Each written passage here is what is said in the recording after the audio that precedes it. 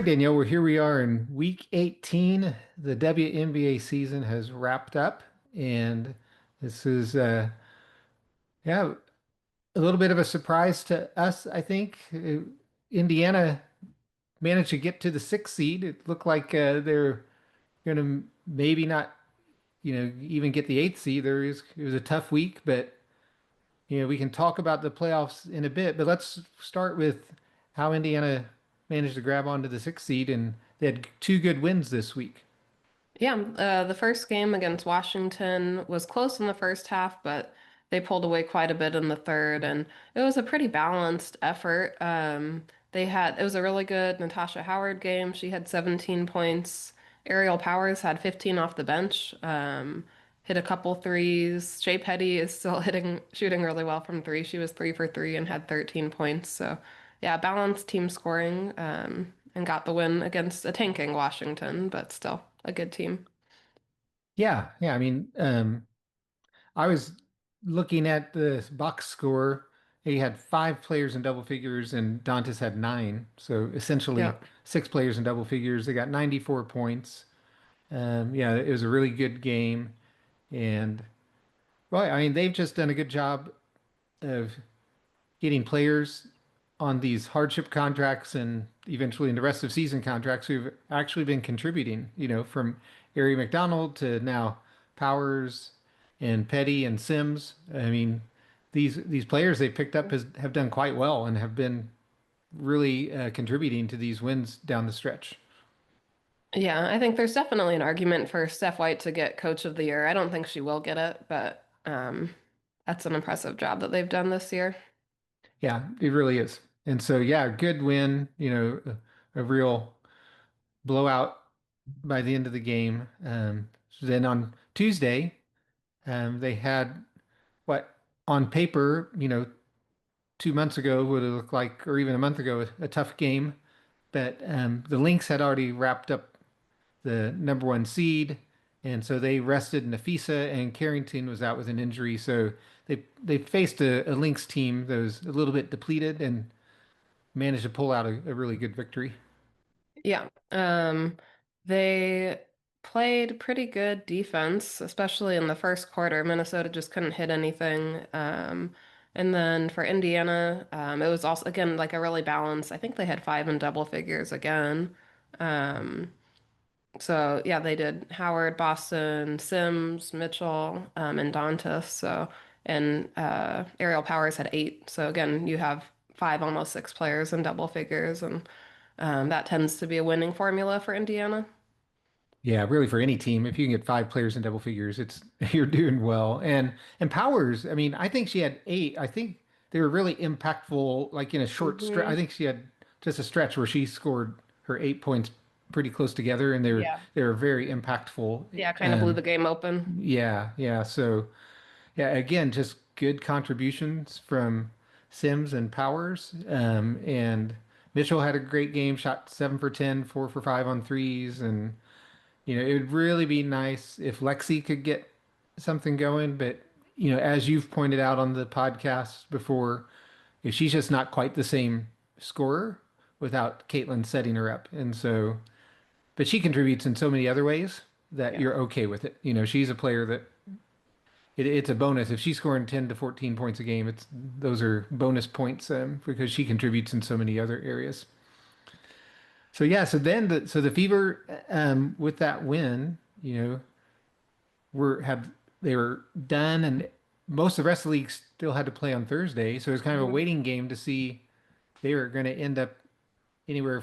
I think they still could have fallen to the eighth seed at one point. It depended, but you know, then by Thursday it was going to. I think was it going to be sixth or seventh, or was Seattle could have been the So, seventh because they seed? had the tiebreaker over Seattle, but it came down to the Valkyries just losing out their last three games, and they were Yeah, against Minnesota, Seattle, and Minnesota, so that was a tough stretch for the Valkyries. But yeah, it's if you had told me that Indiana was gonna have Caitlin Clark for 13 games, and like probably a third of those games were coming out off of injury and not fully healthy, and that Indiana was gonna finish 24 and 20, uh, is not a bad outcome at all. Yeah, I mean, it's a really good outcome. Kelsey Mitchell probably had, the best season of her career. She really stepped up in Caitlin's absence. I think the AP already came out with their awards, and she was first team All WNBA, and she deserves that Yeah, 100%. definitely. And you know, again, Sims with 15 in that game against the Lynx, and um, yeah, so Indiana kind of surprised. I would not have predicted this even a week and a half ago that they were going to get the sixth seed. It was like, are they going to get the eighth seed or not? Hmm. And I was calling for the team 6 weeks ago to just throw in the towel and tank. And yeah, so here they are, the sixth seed, and I think that's a really good seed. I mean, I'd rather Oh be yeah. facing Atlanta in the first round of the playoffs than facing New York or a red hot Las Vegas team. Yeah, definitely. I think it was pretty much the best position they could have ended up in, given that Atlanta ended up the 3 seed. That was up in the air till the last day as well. But yeah, Atlanta, they went 2-2 against them this season, which I actually had forgotten because some of those early games were so ugly. They played Atlanta, I think, 3 times in the first like 2 weeks or something of the season, and there were just some ugly games there, but they did win one of them and then won the one that was later as well. So they definitely have a chance against Atlanta. The size is a little tough to handle, and Atlanta's guards are good. But Atlanta, if they're not shooting well from three, they're very beatable. Yeah, I mean, Atlanta is a team that seems to depend a lot on the three. Golden State maybe I think shot the most threes this year, and maybe Atlanta was second. They their coach came in saying they were going to be a team that shot a lot of threes, and you and I thought it made no sense with them having Jones and Griner. But I think it looks like they've settled into a lineup of Naz Hillman starting and Griner coming off the bench. It seems like, Hmm. and that Yep. makes a lot more sense. If you're having Jones and Griner sharing the five spot and maybe a little overlap, maybe 5 minutes of overlap a game or something, but really splitting duties there, that makes a lot more sense. And you can play four out, one in with Jones and Griner then.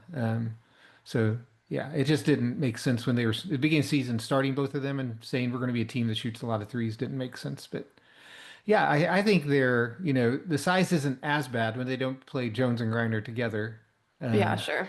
but yeah, I mean, they're just bigger all around. And I think I made this comment, was it the last podcast or the one before? I don't remember. Indiana just overall is a small-ish team, right? Without Caitlin especially, but even with Caitlin, they're small-ish. Boston's maybe average, but Howard's short for a four. Lexi's definitely short for a three and not slight of build. She's not, really big. And then right now, you got Odyssey Sims and Kelsey starting in the backcourt. They're both short. Right. So, Atlanta's going to be bigger than us at basically every position, Hmm. I think. So, yeah, it's definitely a size disadvantage. But yeah, so where do you think are going to be the keys for Indiana to be able to pull out the win? Yeah, well, I think it does help that it's just a 3 game series. I think a 5 game series would be a lot harder. So all you have to do is steal one, which I guess is true in a 5 game series too. But then you don't only have to steal one, protect your home court once. But I mean, I think Boston will have to be good. There've been a few games where she's been a little quiet, and I think Boston will probably need a 20-point game, and Kelsey will need to be good. And then you just need probably one other person to step up, whether that's Odyssey or Lexi or Powers, Dantas, Howard. If you get 20-point games from Boston and Kelsey, and one other person gives you a good game offensively. Indiana's a good defensive team, even though they're small. I think they have a good chance. Yeah, I mean, it also helps this year that they've gone to a format. It's the higher seed has home game, then the second game's at the lower seed's home court. So Hmm. it's Sunday at Atlanta, Tuesday at Indy. So, it just gives you a better chance to steal the series quickly. You just have, if you can pull off the upset in the first round, first Yeah. game on Sunday, then you get a home court game Yeah. And the on pressure's really on Tuesday. Atlanta then. Yeah. Yeah, yeah. So, yeah, I mean, I think Yeah. that, this is a And very then winnable series, I think. it is, and then even the top part of that bracket with Vegas, Seattle, whoever comes out of that. It's a tough team, but I'd rather see Vegas or Seattle than Minnesota or New York or Phoenix on the other side. So even thinking about potentially a semifinal matchup, um, you kind of hope Seattle pulls that one out and it's Seattle, not Vegas, but Right. still, you'd rather see Seattle or Vegas than three of the teams on the other side.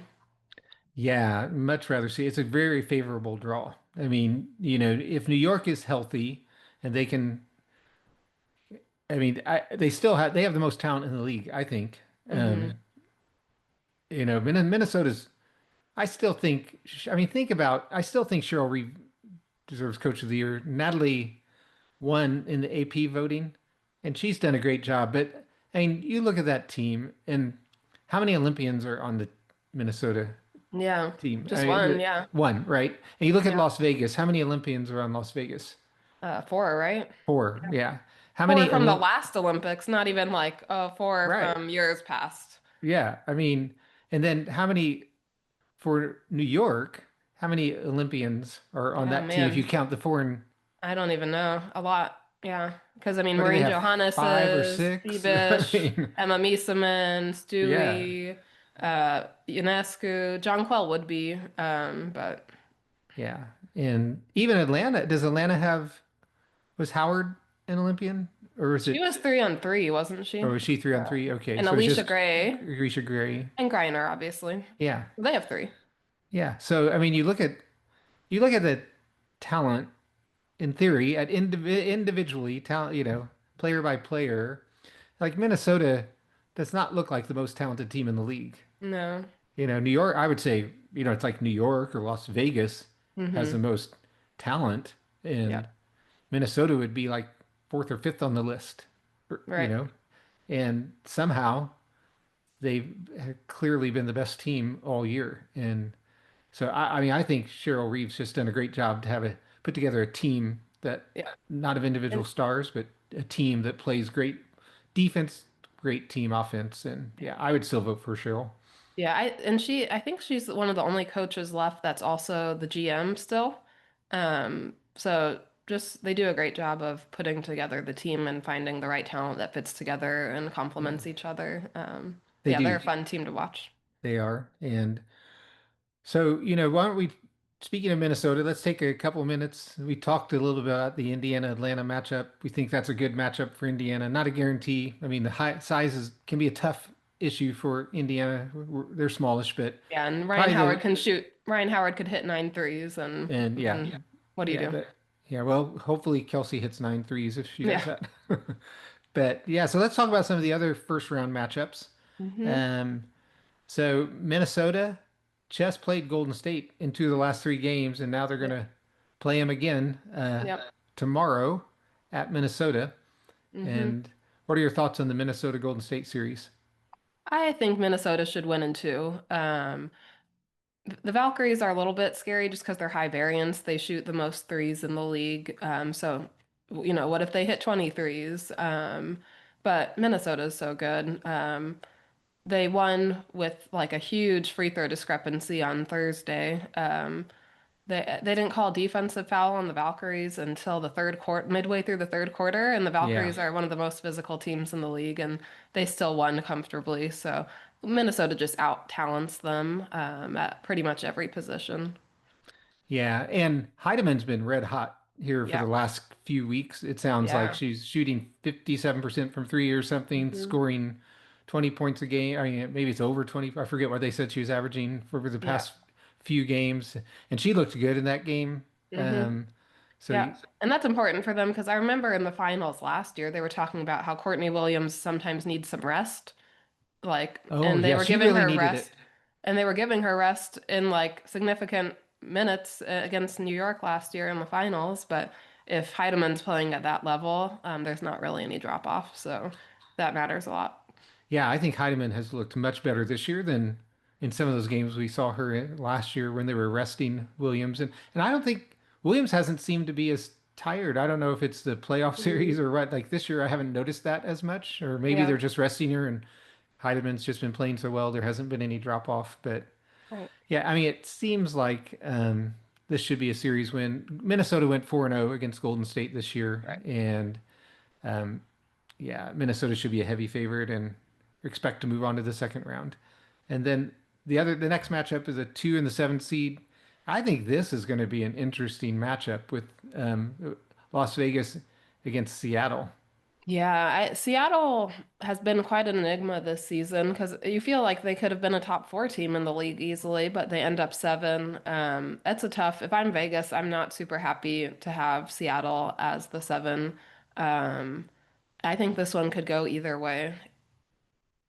Yeah, I agree. I mean, I think it's a they went 2-2 during the regular season, and I know Las Vegas has been really red hot and so ever since that 53 point blowout loss to Minnesota. And but part of that stretch they're playing a lot of weaker teams, Hmm. and but I think it seems like they're playing well now. They seem to have gelled.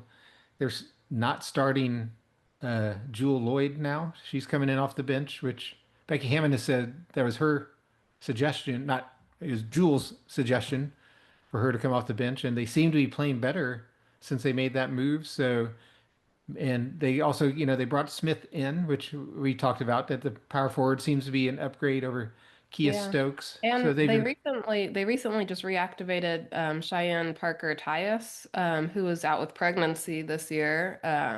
So I haven't seen her. I think she did get some minutes. It seems pretty late to be integrating a player, but she's a vet and potentially more post depth for them. well, Indiana's been integrating people on the fly Yeah. as well. So, we'll see if Las Vegas is able to do that. But yeah, I mean, I think that's going to be a tight matchup. Hmm. Seattle is I think it long goes to and three for athletic. sure. I think it'll be the full three games. I don't Yeah, I'll see be either team sweeping. yeah, I'd be very surprised if Las Vegas sweeps that series. And then the 4 or 5 matchups very interesting too. You said you'd hate it if you're Las Vegas getting Seattle as a 7 seed. I'd hate it if I'm Phoenix getting New York as the 5 seed. Yeah, for sure. That's tough. I think New York should be able to pull it out. Probably three games there also, I would guess, but I think New York has more talent. Yeah, New York definitely has more talent, and I mean probably you look player by player, they're the most talented team in the league, especially now they've added Miesemann. Yeah. I mean, there's just nobody who could compare to the Yeah, and players they that have. it helps so much because if either Stewie or like, because you kind of worry Phoenix is a physical team, and sometimes when you play against a physical team, the non-physical team picks up the fouls for whatever reason. Refs see the second push, not the first one, or whatever. Um, so you worry, like, kind of the big worry against Phoenix would be foul trouble, probably. They don't really have too many players who are going to go get scorching hot from three or anything like that. It's more of a slog, kind of grinded out type of game, most likely, unless Sammy Whitcomb gets hot. Um, but yeah, for New York to know, okay, we can still be aggressive on defense if John Quell gets in foul trouble. Miesemann just comes in and there's no drop off there. Yeah, and I mean New York's got 3-point shooting. I Hmm. mean Jones, I think, shot over 40% this year. Phoebus shot over 40%. They've got Ionescu, obviously. And Stewie hopefully won't be shooting threes, but she can do everything else. And they've got size. I mean, they're really a long team. When Hmm. Stewie's a long four, and Phoebus is long at the three, and Yeah. Cloud's a good defender at the two, and Mhm. Ionescu's not big, but she's not small for a point guard either. No, I think she's She's six decent foot size. and Yeah, yeah. I mean, she's not huge, but she's a good size for a point guard. So I mean, they're a big team. They've got size. They've got shooting. They've got playoff experience. I mean, Yeah, they're they're bigger with Satu at the four for Phoenix is bigger than probably every four out there almost. Or sometimes she plays the three too, I think. But she's going up against Dewey, so yeah, usually you yeah, have an advantage there and you really don't against New no, York. yeah, yeah. So it's going to be, yeah. I would not be happy if I were Phoenix. I would pick New York in that Mhm. series. So it looks like, so the second round, then you'd have Minnesota having to face New York. We talked about this a couple of weeks ago, I think, that the potential, what if Caitlin came back and Indiana was the 8th seed? Right. and Minnesota had to face Indiana with Caitlin, who's a with Caitlin, they're a top four team in the league by net rating, Mm-hmm. and then have to face New York in the second round. Yeah. So they avoided that. They got Golden State, who's an Yeah. expansion team and injury depleted themselves. Mm-hmm. So Minnesota doesn't quite have the playoff draw from hell that we thought might be a possibility a few weeks ago, but still, meeting New York in the second round would be tough for Minnesota. And then Yeah. you'd be looking at, you know, Las Vegas likely against either Atlanta or Indiana. And Las Vegas would probably prefer to see Indiana, I'm assuming, but I think Indiana could compete with Vegas in a Yeah. series. Yeah, it depends a lot on the reffing, probably, unfortunately. But in some ways, I wonder if it's better for Minnesota to see New York in the second round, just because New York is kind of, do they have time to gel and kind of get everything together? Because they've been in and out and people injured, and they've just kind of got everyone back now. So maybe if you catch them in the second round, they haven't had quite as much time to really get on a roll. Whereas if you met them in the finals, they have a few more games under their belt together. But it is most of their core from last year, so it's not as if they're throwing together a whole new team. But it might actually end up being a little bit more favorable for Minnesota to get New York in a 5-game series, 1 week away from uh, them finally getting healthy versus, 2 or 3 weeks later. Yeah, it could be, but But that's still a tough draw. it's tough. That's a Oh, tough for draw for sure. Minnesota. For sure. And so, yeah, so we got just to recap on the first round games, Indiana plays Sunday at Atlanta. They get the Hmm. A team, as you said, with the announcers. That game's Yeah. on ABC, and all the other games are on ESPN. So, Yeah, which shout out to Indiana fans for sticking with them through a tough season. But like they've still like crushed every other team in terms of attendance and viewership, even with Caitlin out. So yeah. that's Well, nice to see. Indiana's basketball state, Yeah, it's and so yeah. Now that they've kind of got excited about the team, yeah. Thankfully, they've kept supporting the team even with Caitlin out, yeah, and that's been great to see. So yeah, definitely shout out to Indiana fans. Show up big time Tuesday in Indy fans, and let's get this series. So the other thing to talk about is awards are starting to come out. We yeah. wanted to talk a little bit about that. The AP came out with their awards, and despite Nafisa Collier having a historic season of going 50, 40, 90 and clinching that in great fashion against Hmm.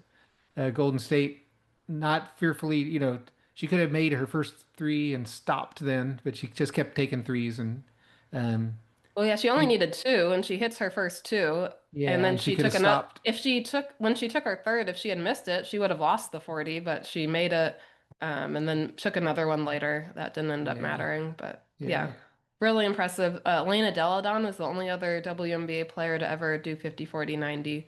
Um, so yeah, really impressive. And she ended up missing a quarter of the season, and that's a Yeah. lot, but she still deserves it. She's the best player on the best team by a mile.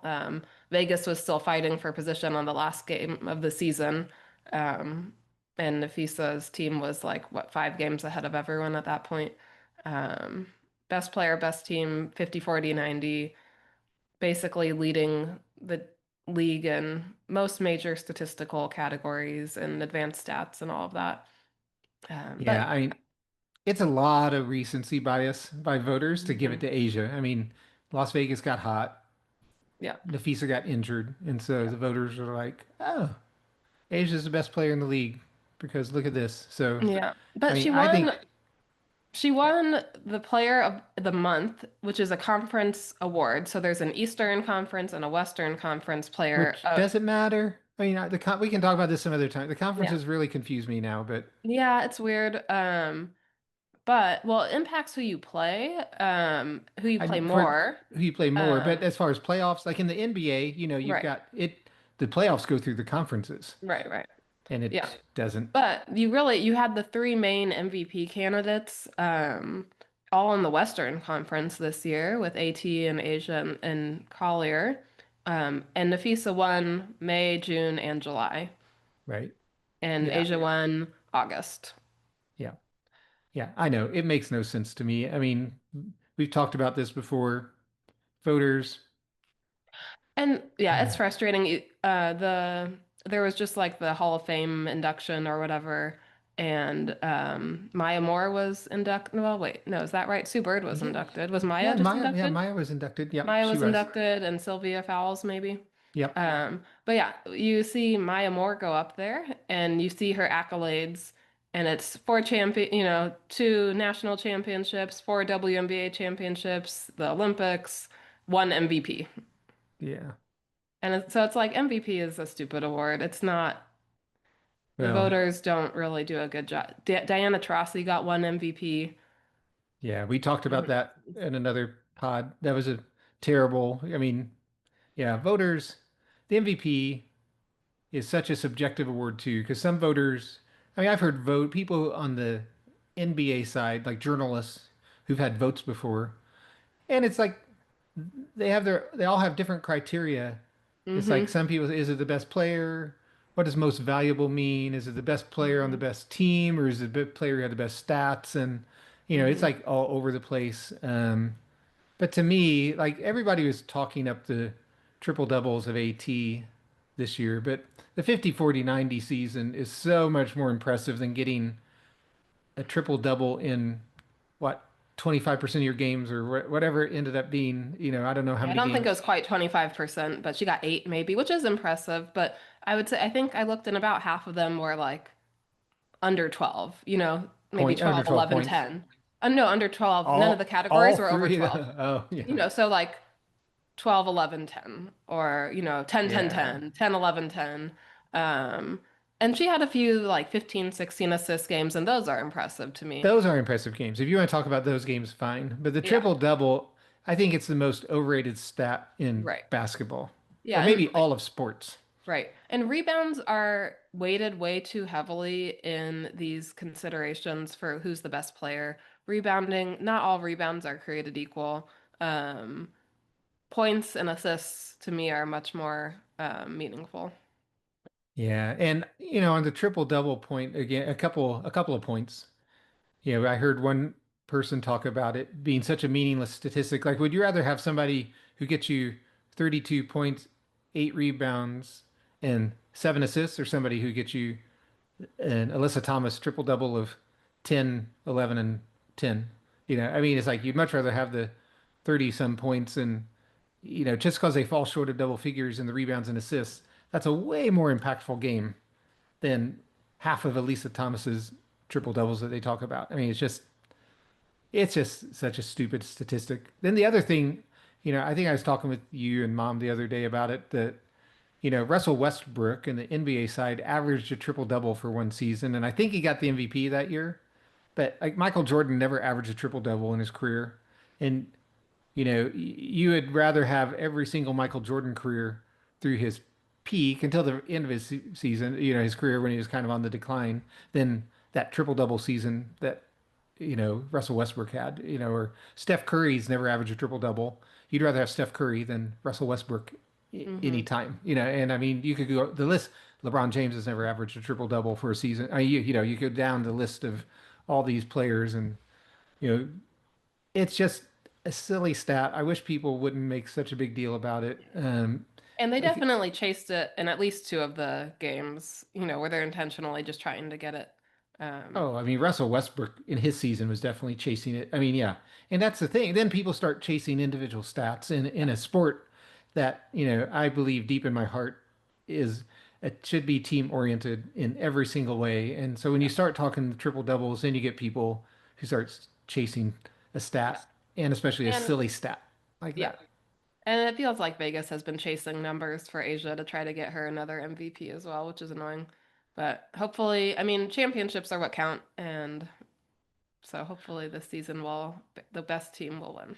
Well, the frustrating thing is, and one final point on stats, then we can move on and maybe talk about the draft order some. But one final thing I want to say is stats that matter are like shooting percentage. I mean, or Right. how efficient are you as a player? Like that's Yeah. that's a pretty important stat, and for Fee to hit a historic level on shooting percentage, and it just hasn't gotten the attention, that Right. Alyssa Thomas has gotten for getting what you said it's less than 10 games that she got triple doubles. Is Yeah, I that think 8. wow? I mean, and that's just in 8 out of 44 games.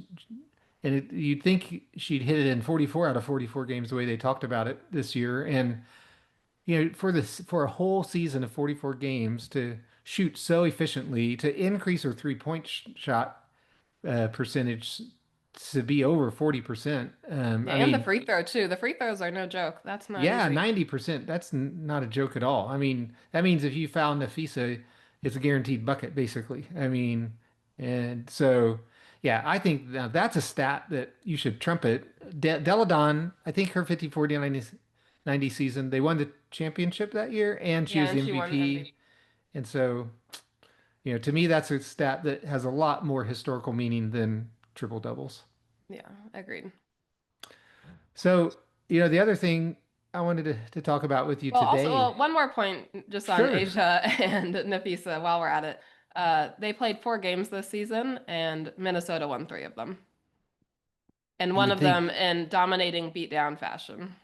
yeah. Oh, yeah. Historic Yeah, record. Yeah. And that's unfortunately the game where Fee injured herself also. yeah, and then that's also what kicked off Vegas's crazy Right. streak. But like it's Minnesota's the best team. Fee's the best player on the Nafisa is the best best team. player. Yeah. Yeah. She's the best player, period, but the best player on the best team. Like And that's usually the wins, MVP. yeah. That's usually Shooting the MVP. percentages and wins are stats that matter. Yeah. That's right. They matter the most. Scoring matters too, but scoring can be inflated by Yeah. somebody chasing stats, but not when you're shooting 50, 40, 90, you're not inflating you're a No. legit good Yeah. scorer. So, yeah, fair points. Best player on the best team usually wins the MVP. Hopefully, she'll win. I don't know who else votes. Well, What's the whatever the other award? WNBA, well, just the WNBA one. I don't know who all, I mean, it's media people, I think. Okay. Well, Yeah. hopefully she'll get that one because Hopefully. I think she deserves it. She does. Yeah.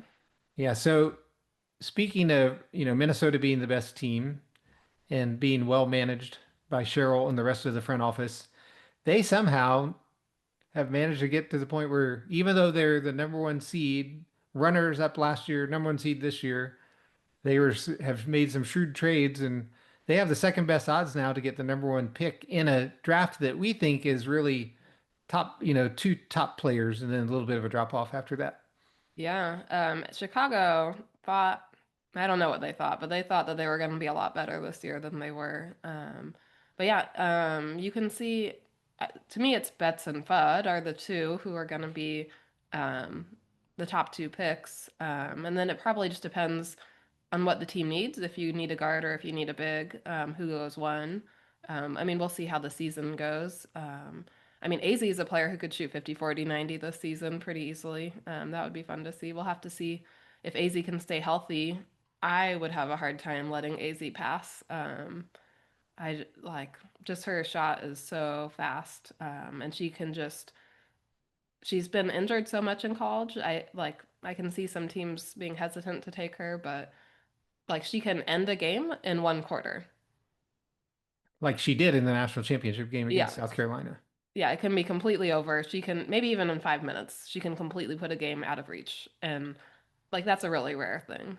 And she's strong. She's a good defender. She's got She's a good great size. defender. Yeah, she Yeah. really is. She's really underrated as a defender, but she's a great shooter. Can be streaky at times with her shot, but Sure. when she gets hot, I Yeah. mean, she's a great shooter. And yeah, I mean, it's really going to be interesting. I mean, so let's talk it out. Just the first two draft choices a little bit, and Yeah. it's Dallas and Minnesota have the best odds. So Hmm. what if Dallas gets the number one pick and there's Paige? Yeah. Yeah, I mean, I would love to see AZ. I hate that it's Dallas because they're a mess and not very well run and not well coached and not well managed. But Paige and AZ went to UConn to play together and ended up missing so much time due to injury. So it would really be fun just to see them finally get to play together and be healthy. And that's a really tough, like that's the next 10 or 15 years. That's going to be really, really hard to defend if you get those two together you have your 1 and 2 locked up for the next 10 years.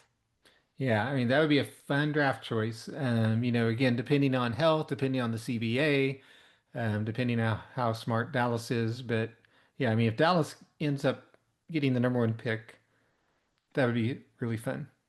Yeah. But then And I mean, I could Minnesota, see, yeah, Betts isn't a wrong choice either necessarily for Dallas, but I feel like there's more, you can find a Lauren Betts somewhere else. There's more big girls out there than like people with AZ's elite ability to shoot the ball. well, But yeah. we talked about this recently on the podcast that the bigs have kind of dominated the WNBA and the MVP Oh, voting, absolutely. and the best players in the league for the most part have been big. So yeah, I mean it's been a big dominated league, and you can find a big, it seems like, and Mhm. they've got Lee Rue, who is impressive. I mean, Yeah. I don't know how much of an upgrade Lauren Betts would be over Lee Rue. I'm not Yeah, and 100%. even Luisa Geidel Suter from Germany was pretty good for them. She was very good. Um, And then you have Isaiah James there also, and Maddie Siegrist has played really well. So you have a young core on rookie contracts, and if the CBA goes up and you have $1 million to offer someone, can you get a Jonquel Jones? Can you get a big, an elite big somewhere like in free agency? Who's, if New York is going to give their $1 million to Stewie, um, does John Quell look elsewhere? Is there anyone else out there who you could pick up? But yeah, they have an interesting young core. It's just kind of a matter of the management and coaching and if they can get Paige a little more help. Yeah. Yeah, they do. I mean, and they've also got Heinz Allen right now in the roster. I mean, maybe she's a free agent. Like almost all the veterans are free agents, but Heinz Allen can play the three, the four, the five. Can't shoot, but she can kind of be a poor man's version of Draymond Green, kind of an Hmm. undersized big who can guard the post and guard the wing and distribute the ball. So yeah, I mean, Dallas could be.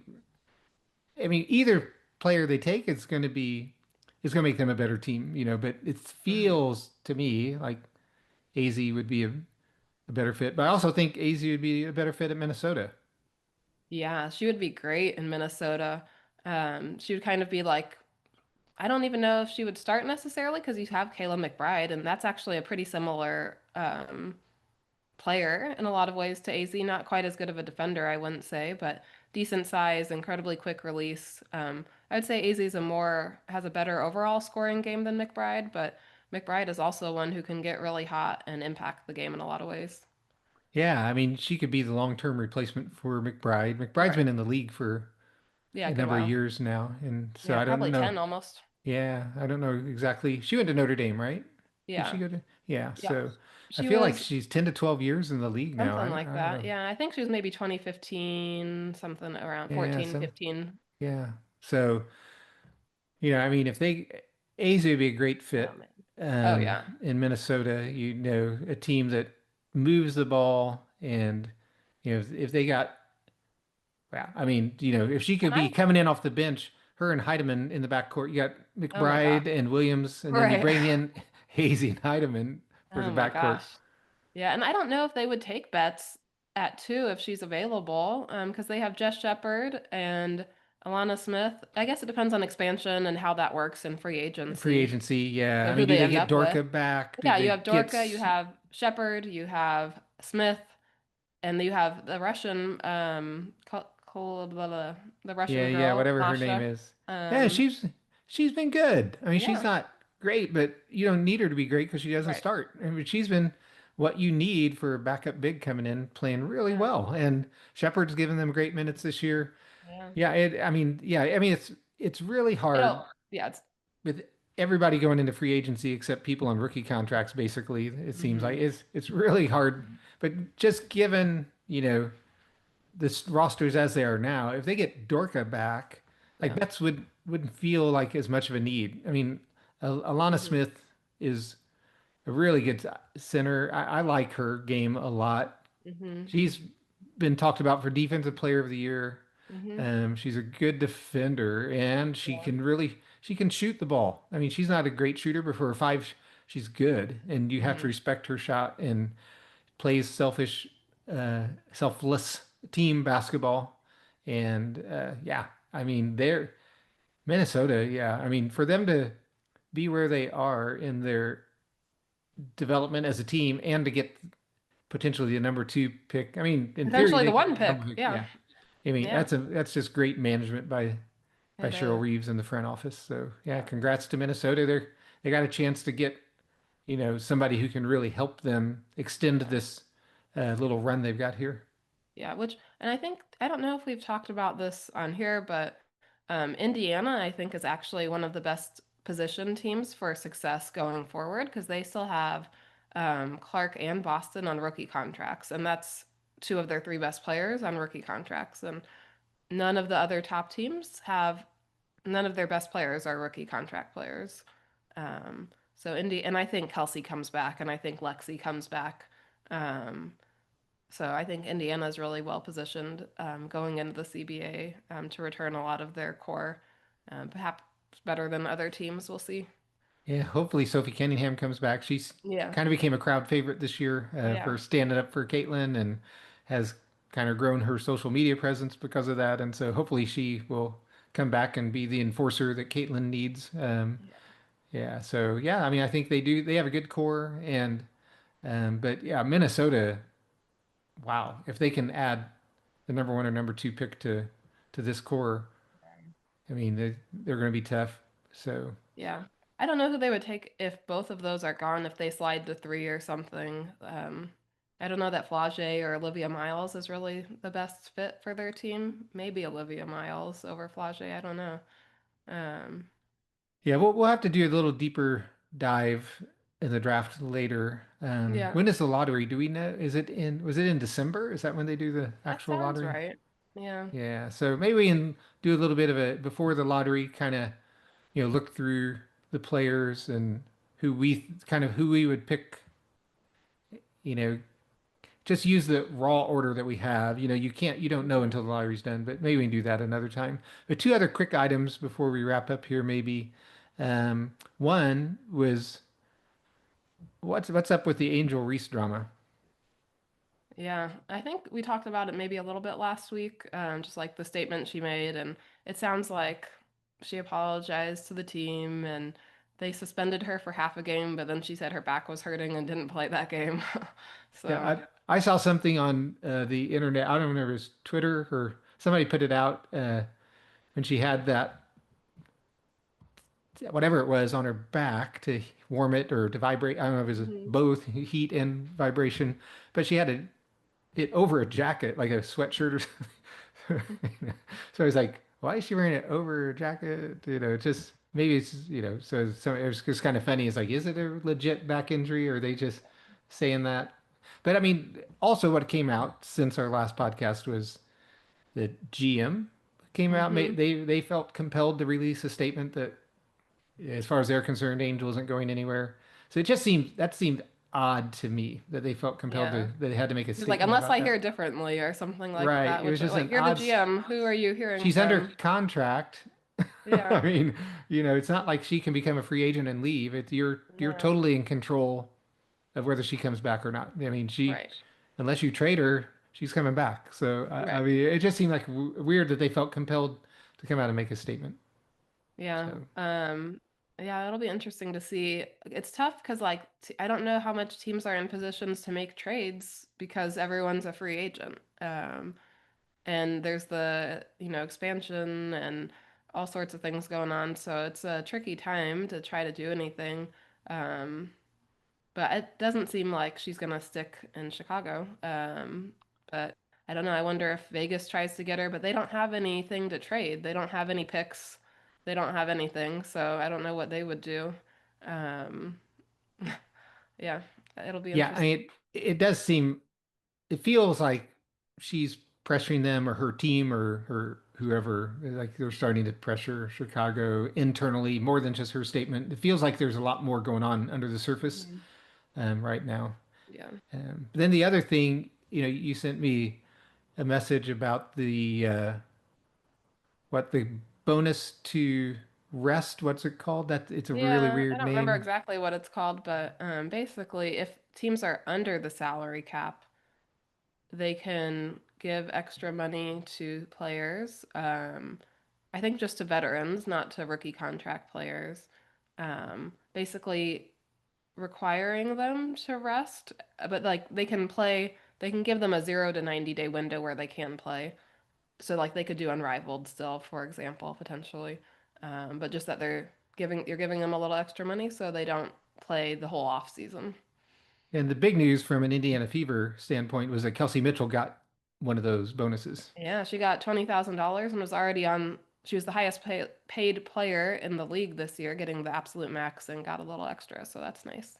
Yeah, that is nice. It's a nice reward. She had a great season, really her Yeah. probably her best season in her career with the Fever, and so it was nice to see that. And glad Yeah. Indiana was able to do that for her. And yeah, it's just the It's off season's going to be odd this year, hmm and I feel good about Kelsey coming back, so that's good. And that's a nice little, if you're trying to, yes, get Kelsey back, it doesn't hurt to give her an extra twenty yeah, a thousand little sweetener dollars. to say, hey, we love you, Kelsey. Here's some Yeah. $20,000 extra just to prove how much we love you. And Yeah, exactly. yeah, So it's so a yeah, good, Indiana has done a really good job, all things considered. In retrospect, the Bonner signing wasn't good, but they've really handled things very well and, um, yeah, done a good job at continuing to kind of level up in everything they're doing.